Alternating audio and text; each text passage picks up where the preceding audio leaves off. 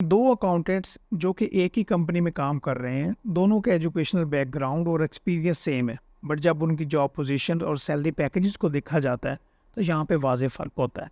ऐसी क्या रीज़न है कि एक बंदा बहुत सक्सेसफुल है और दूसरा बंदा इतना अच्छा नहीं कर रहा?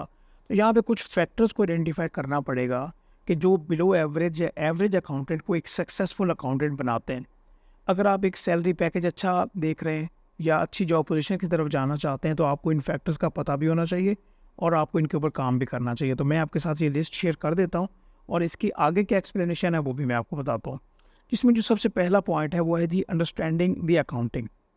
इसका मतलब है कि जब आपने अपनी एजुकेशन कंप्लीट की और आपने थ्योरी से प्रैक्टिकल लाइफ की तरफ आना है, ऑर्गेनाइजेशन को ज्वाइन करना है, तो यहाँ से ऑर्गेनाइजेशन की ये एक्सपेक्टेशन होती है कि जो बेसिक कॉन्सेप्ट्स हैं ये आपको पता हो। मिसाल के तौर पे matching concept, matching principal, double entry system और इसके अलावा जो रिलेटेड स्टैंडर्ड्स हैं, एटलीस्ट आपको उनकी समरी का पता हो। क्या मतलब? इंटरनेशनल फाइनेंशियल रिपोर्टिंग स्टैंडर्ड्स का आपको पता होना चाहिए। मिसाल के तौर पे IFRS 15 है जो कि रेवेन्यू के रिलेटेड है। एटलीस्ट आप इसके बारे में सर्च करें, चैट जीपीटी से गूगल करें कि आपको एटलीस्ट इसकी समरी का पता चले।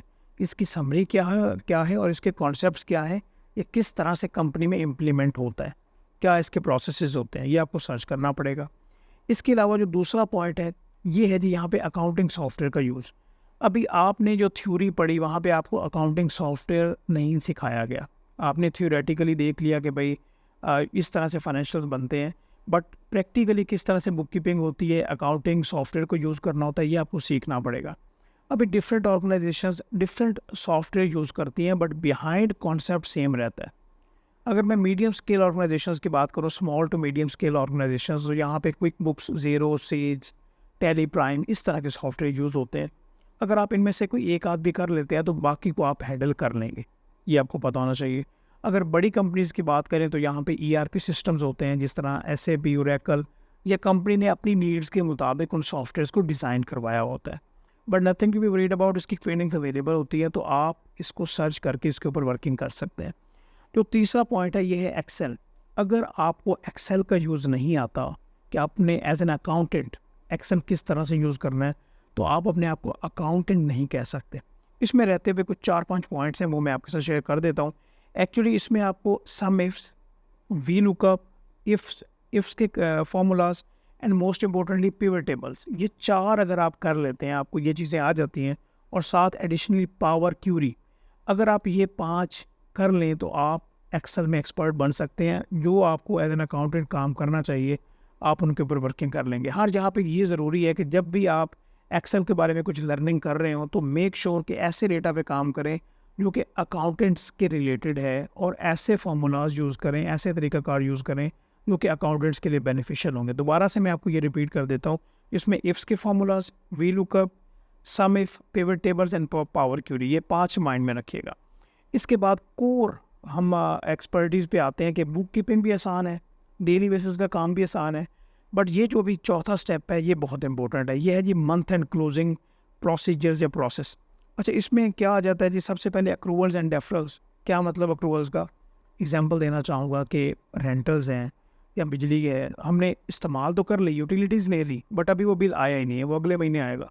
तो यहाँ पे अक्रूवल्स की बात आ जाती है। आपको अक्रूवल्स एंड डेफरल्स की वर्किंग का भी पता होना चाहिए और इसके जो कॉन्सेप्ट्स हैं आपको इनका भी आइडिया होना चाहिए और साथ उसकी प्रॉपर वर्किंग बनाना भी होती है। इसके बाद रिकॉन्सिलेशंस के जो आपकी स्टेटमेंट्स में बैलेंस आ रहे हैं वो आपकी वर्किंग के साथ मैच कर रहे हैं, और जो आपके बैंक स्टेटमेंट बैंक का बैलेंस है क्या वो बैंक जो आपके पास बैलेंस आ रहा है क्या वो बैंक के बैलेंस के साथ टैली कर रहा है, और अगर नहीं कर रहा तो इसकी रिकॉन्सिलेशन बनाना मंथली बेसिस पे।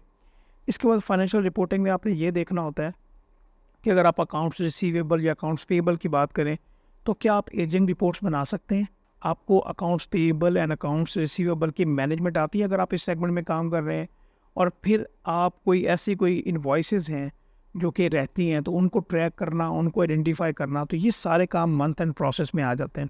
वैसे मैं आपको ये बताता जाऊँ कि हमने accounts receivable and accounts payable पे कंप्लीट मैनेजमेंट एंड डैशबोर्ड आपके साथ शेयर किया है। वो तकरीबन 1 घंटे से ज़्यादा एक शॉर्ट क्लास है आप कह सकते हैं। उसका लिंक आपको डिस्क्रिप्शन में मिल जाएगा, वो ज़रूर चेकआउट कर लीजिएगा और उसके कमेंट्स पढ़िएगा कि जो एक्सपीरियंस लोग हैं उन्होंने वो देखा है कि उन्होंने किस तरह से एक्नॉलेज किया कि यहाँ पे किस नेचर का मैंने आपको काम सिखाया है, वो ज़रूर देखिएगा। नेक्स्ट बढ़ते हैं, जो पांचवा स्टेप है ये है ईयर एंड क्लोजिंग। अच्छा, इसमें क्या है कि आपने डेप्रिसिएशन के रिलेटेड एक तो प्रॉपर जो भी फिक्स एसेट्स हैं आप रजिस्टर तो स्टार्ट में मेंटेन हो रहा है, फिक्स एसेट्स स्केड्यूल बनाना, डेप्रिसिएशन की कैलकुलेशन करना और डेप्रिसिएशन की एडजस्टमेंट करना, ठीक है, उसकी एंट्रीज करना ईयर एंड पे। दूसरे नंबर पे इसी तरह से इन्वेंट्री की कैलकुलेशन है, इन्वेंट्री की एडजस्टमेंट करना। तीसरे नंबर पे क्या है जी, टैक्स की प्रोविजंस, टैक्स की कैलकुलेशन करना, उसकी प्रोविजन खड़ी करना। एंड उसके बाद आपने जो फाइनेंशियल स्टेटमेंट्स हैं उनको आपने फाइनलाइज करना होता है। और अगर आप फाइनेंशियल स्टेटमेंट्स की बात करें तो यहाँ पे अगर आप सीनियर लेवल पे काम करना चाहते हैं तो आपको फाइनेंशियल स्टेटमेंट्स बनाना ज़रूर आने चाहिए। इसमें आपको कंपनीज एक्ट का भी यूज़ आना चाहिए, notes, policies, disclosures, back and पे क्या वर्किंग हो रही है, क्या उसके फॉर्मेट्स होने चाहिए, किस तरह से उसको प्रॉपर ऑटोमेट करना है इन एक्सेल। तो ये सारा काम, ये जो 5 स्टेप्स हैं, ये अगर आपको आते हैं और आप ये बेहतर कम्युनिकेट कर सकते हैं मैनेजमेंट को कि भाई ये काम मुझे आते हैं, तो आपको एक बेहतर सैलरी पैकेज मिल सकता है। और अगर उस पर्टिकुलर ऑर्गेनाइजेशन में नहीं तो आप नेक्स्ट ऑर्गेनाइजेशन में मूव कर सकते हैं। ये जो 5 मैंने आपको गिनवाए हैं इसके रिलेटेड ट्रेनिंग्स भी अवेलेबल होते हैं, जिस तरह हम भी काफ़ी टाइम से ये ट्रेनिंग्स ऑफर कर रहे हैं। और ये जो मैंने आपको 5 स्टेप्स बताए हैं ये ऑलरेडी उन ट्रेनिंग में कवर्ड है डिटेल में, तो आप वो भी चेकआउट कर सकते हैं। डिस्क्रिप्शन में आपको डिटेल्स मिल जाएंगी। दोबारा से मैं आपको ये बताना चाहता हूँ, नंबर 1 अकाउंटिंग के बेसिक्स जो असूल है वो आपको बताऊँ। दूसरे नंबर पे अकाउंटिंग सॉफ्टवेयर का यूज़। तीसरे नंबर पे एक्सेल का यूज़ फॉर अकाउंटेंट्स। चौथा नंबर पे मंथ एंड क्लोजिंग एंड 5वें नंबर पे ईयर एंड क्लोजिंग। ये काम आपको आएंगे तो तभी आप ये कह सकते हैं कि आप एक सक्सेसफुल अकाउंटेंट हैं, ठीक है। अभी आप देख लें कि कहाँ पे आप फॉल करते हैं और उसके अकॉर्डिंगली आपने उनके ऊपर वर्किंग करनी है ताकि आप एक सक्सेसफुल अकाउंटेंट की राह पे चल पड़े। तो चैनल भी सब्सक्राइब कीजिएगा। इंशाल्लाह हम नेक्स्ट वीडियो में मिलते हैं। ख्याल रखिएगा अपना। अल्लाह हाफ़िज़।